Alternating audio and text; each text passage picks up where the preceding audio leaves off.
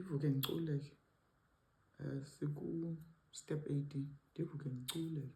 Be not rash with thy mouth, let your speech be always with grace, seasoned with salt, that ye may know how ye ought to.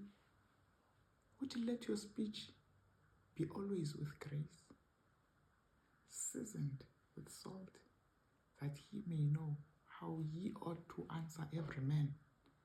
Colossians 5 verse what?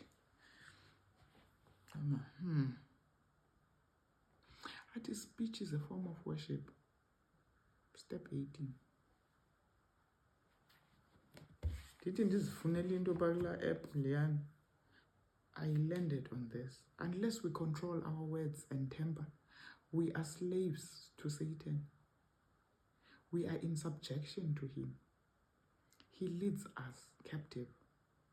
All jangling and unpleasant, impatient, fretful words are an offering presented to his satanic majesty.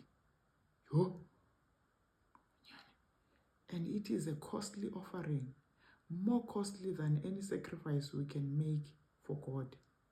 For it destroys the peace and happiness of whole families, destroys health, and is eventually the cause of forfeiting an eternal life of happiness. Ifumaneka phayana ke 2 MCP 583. Aphinde athi kwakhona, you cannot be too careful of what you say, for the words you utter show what power is controlling your mind and heart.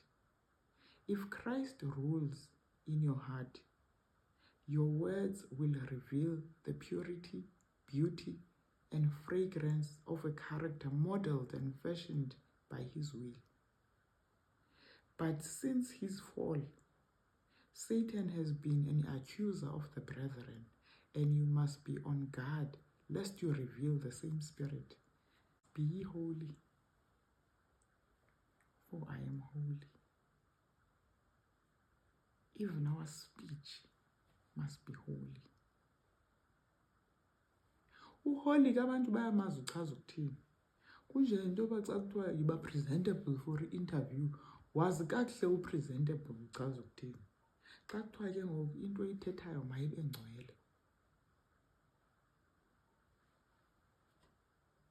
Ingqondo will know, and the Holy Spirit will quicken the mind to make you aware xa utsiba umgca uthetha izinto ezingekho right, ezingabonisi into yoba you are a child of a king. Mandifake i-scripture song esineevesi ezinintsi ke ngoku ezichaza into yoba Ditong, yiqaphele into ephuma apha elwimini, yiqaphele.